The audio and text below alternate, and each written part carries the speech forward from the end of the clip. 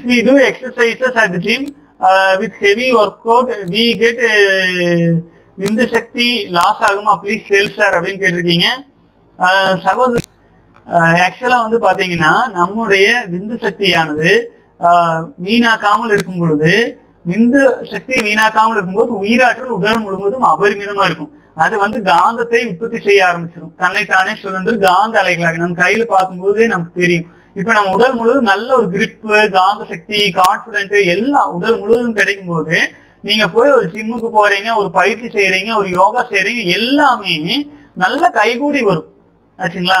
வீக்கா இருக்கிற ஒரு தசை ஒரு பாகம் வீக்கா இருக்குதுன்னா அதுக்கு நீங்க பயிற்சி கொடுக்கறதுக்கும் நல்ல காந்த தன்மையோடு இருக்கும்போது ஒரு பயிற்சி கொடுக்கறதுக்கு வித்தியாசம் இருக்கு இல்லைங்களா.